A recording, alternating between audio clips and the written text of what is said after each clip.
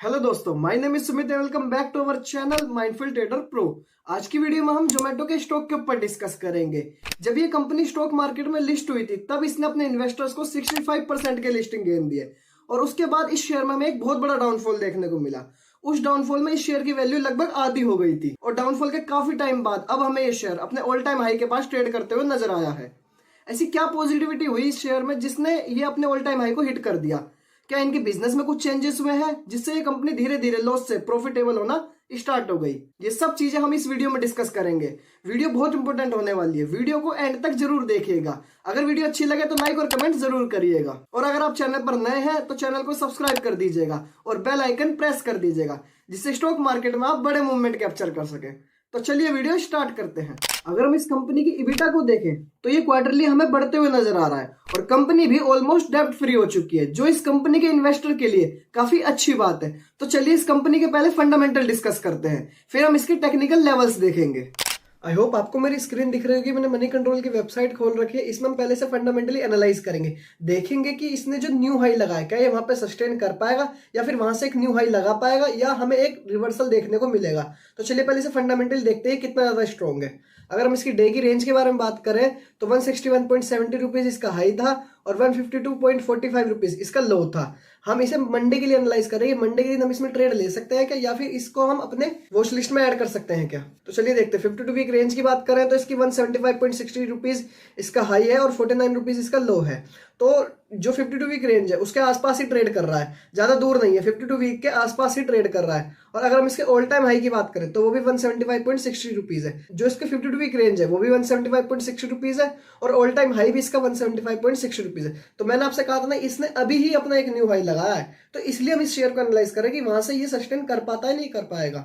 और अगर हम ऑल टाइम लो को देखें तो 40.60 रुपीज है। और अगर हम इसके अपर सर्किट की बात करें, मतलब गैप अप खुला, तो कितना होगा? अगर गैप अप खुलता है तो 183.30 रुपीज। एक गैप अप खुलते ही ये एक न्यू हाई लगा देगा। तो ये तो इसके इन्वेस्टर्स के लिए अच्छी बात है, पर खाली इसे देख के इन्वेस्ट करना तो ठीक नहीं रहेगा। अगर हम इसकी लोअर सर्किट लिमिट देखें तो वो 122.20 रुपीज है। अगर गैप डाउन खुलता है तो 122.20 रुपीज तक भी खुल सकता है। तो गैप अप तो इसका सही है, एक गैप अप खुलते ही एक न्यू हाई लगा देगा। अगर हम इसके प्राइस और वॉल्यूम को देखें तो एक साल में इन्होंने अपने इन्वेस्टर्स को बहुत अच्छे रिटर्न दिए थे। मैंने आपको बताया था लिस्टिंग गेन भी काफी ज्यादा अच्छे दिए और रिटर्न्स भी अच्छे दिए हैं। बट उसके बाद इसमें हमें एक बहुत बड़ा डाउनफॉल देखने को मिल गया था क्योंकि ये कंपनी प्रॉफिटेबल नहीं थी, लॉस में जा रही थी धीरे धीरे। तो इसके 1 ईयर के रिटर्न तो काफी अच्छे थे, 1 महीने के रिटर्न भी ठीक ठाक है और 3 महीने के रिटर्न तो एफडी से ज्यादा और क्या चाहिए इस स्टॉक में। छोटे स्टॉक में आपको एफडी से ज्यादा रिटर्न मिल गया। और देखिए कल ही में 15 तारीख को इसमें जो ट्रेडेड वॉल्यूम आया एनएससी प्लस बीएससी जोड़ के वो 10 करोड़ का है, जिसमें 7 करोड़ ओनली डिलीवरी आई है। मतलब 10 करोड़ में से 7 करोड़ की डिलीवरी ही आई है।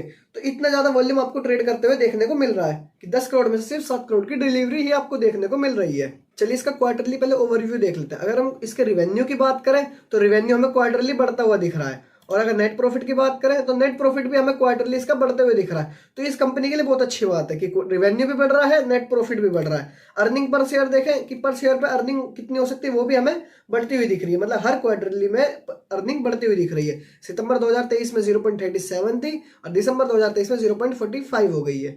तो ये तो इसके लिए अच्छी बात है। और अगर हम एनुअली देखते हैं, एनुअली भी हमें रिवेन्यू बढ़ता हुआ दिख रहा है और नेट प्रॉफिट हम देखा, मैं ये आपको बात बता रहा था 2022 में ये कंपनी 1098 करोड़ मतलब 1098 करोड़ के लॉस में थी और इस साल ये कंपनी 2023 के एंड में ये कंपनी 116 करोड़ के प्रॉफिट में है।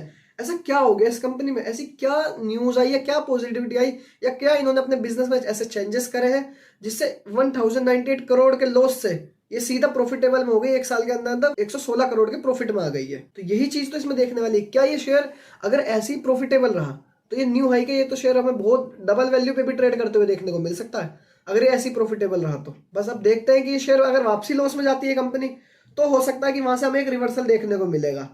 बट अगर ये लॉस में नहीं जाती तो हमें यहाँ पे एक इसकी वैल्यू डबल होते हुए भी दिख सकती है। तो चलिए इसके शेयर होल्डिंग के बारे में बात करते हैं। अगर हम इसकी शेयर होल्डिंग देखें तो एफआईआई की होल्डिंग थोड़ी सी बड़ी है, मतलब स्लाइटली चेंज हुआ है एफआईआई की होल्डिंग में। और डीआईए की होल्डिंग बड़ी है, डीआईए की होल्डिंग भी बड़ी है। और अगर पब्लिक की होल्डिंग के बारे में बात करें तो पब्लिक की होल्डिंग घटी है।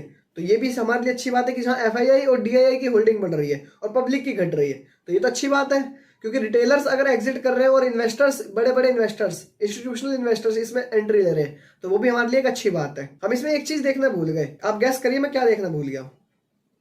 चलिए मैं आपको बताता हूँ, इसकी बुक वैल्यू देखना भूल गए कि इसकी बुक वैल्यू कितनी है, उससे हमें पता लग जाएगा ये आउट परफॉर्म कर चुका है या नहीं कर चुका। तो चलिए इसकी बुक वैल्यू देखते पहले। बुक वैल्यू इसकी 19 रुपये 14 पैसे है। बुक वैल्यू से बहुत ही ज्यादा ऊपर ट्रेड कर रहा है, ये कह सकते हैं हम आउट परफॉर्म कर चुका है, बुक वैल्यू से बहुत ही ज्यादा ऊपर ट्रेड कर रहा है।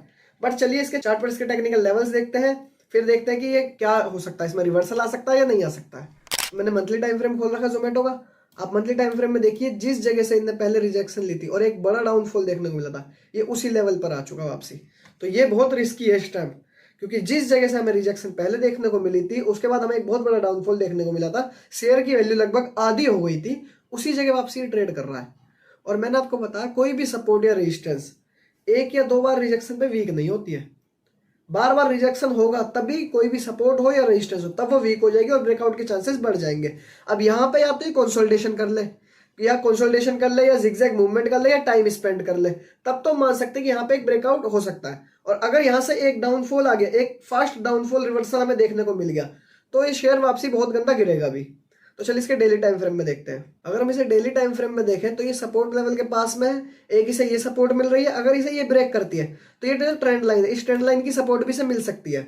हम या तो यहाँ इस पे बाय कर सकते हैं या फिर इस ट्रेंड लाइन की सपोर्ट पे बाय कर सकते हैं। बस हमें जो थोड़ा ध्यान रखना है, वो जो ध्यान रखना है ये रेजिस्टेंस है, इस रेजिस्टेंस पे हमें थोड़ा ध्यान रखना है, क्योंकि ये रेजिस्टेंस बहुत ही ज्यादा स्ट्रॉन्ग है। अगर यहाँ से रिवर्सल आया ना तो फिर से हमें एक डाउनफॉल देखने को मिल सकता है शेयर में।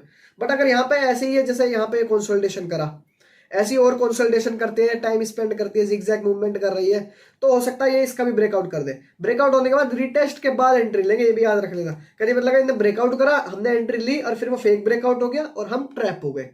तो ये ध्यान रखना हमें। मैंने आपको मंथली टाइम फ्रेम पे दिखा दिया है कि ये कितने इंपॉर्टेंट लेवल पे खड़ा है। वहां से पहले भी एक रिवर्सल आया था, तो हो सकता है अब भी रिवर्सल आ जाए। और अगर रिवर्सल नहीं आया, ब्रेकआउट हो गया और रिटेस्ट करा, एक परफेक्ट ब्रेकआउट हुआ और रिटेस्ट करा, उसके बाद ये शेयर ऊपर जाने लगा, तब हमें शेयर डबल होते हुए भी नजर आ सकता है। इस वीडियो में जो भी मैंने आपको बताया वो प्योरली एजुकेशनल पर्पस था। कुछ भी डिसीजन लेने से पहले अपनी खुद की रिसर्च जरूर करिएगा। सो अब मैंने इसके आपको लेवल्स भी दिखा दिए कि ये किस लेवल पे खड़ा है और कैसे आप इसमें ट्रेड ले सकते हैं। मैं इंटरेस्टेड कहाँ होऊंगा, मैंने आपको ये भी बता दिया। मैं या तो इस सपोर्ट पे इंटरेस्टेड होऊंगा बाय करने के लिए, पर अगर इस सपोर्ट का ब्रेकआउट हो गया तो मैं इस ट्रेंड लाइन पे इंटरेस्टेड होऊंगा बाय करने के लिए, क्योंकि काफी टाइम से ट्रेंड लाइन पे ये सपोर्ट लेता हुआ आ रहा है। पर कह सकते हैं इस ट्रेंड लाइन भी वीक हो चुकी है, ये ट्रेंड लाइन भी वीक हो चुकी है, पर मैं इसमें फिर भी इंटरेस्टेड हूँ बाय करने के लिए।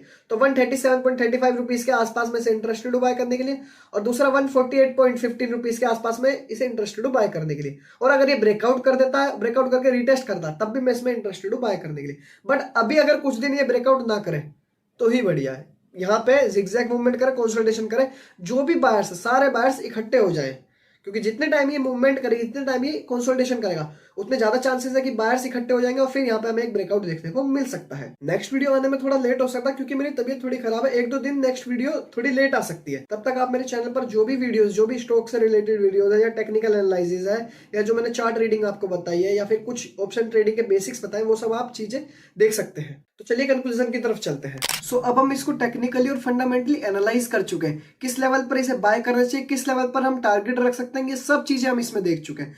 कंपनी के फंडामेंटल्स धीरे धीरे इंटरेस्टेड होते जा रहे हैं, क्योंकि कंपनी लॉस से धीरे धीरे प्रॉफिटेबल की तरफ बढ़ती जा रही है। अगर ऐसा ही चलता रहा तो ये शेयर हमें काफी हाई प्राइस पे भी ट्रेड करते हुए देखने को मिल सकता है। और आपको मैंने टेक्निकली बता ही दिया, शेयर अपने रेजिस्टेंस लेवल पर, एक इंपॉर्टेंट रेजिस्टेंस लेवल पर आसपास में ट्रेड कर रहा है। अगर वहां से अच्छी मूवमेंट करता है, जिगजैग मूवमेंट करता है और उसे ब्रेक करता है, तब हमें वहां पे भी एक बड़ा मूवमेंट देखने को मिल सकता है। सो इसी के साथ इस वीडियो को यहीं एंड करते हैं। वीडियो अच्छी लगी हो तो लाइक और कमेंट जरूर करिएगा, और अगर आप चैनल पर नए हैं तो चैनल को सब्सक्राइब करके बेल आइकन प्रेस कर दीजिएगा।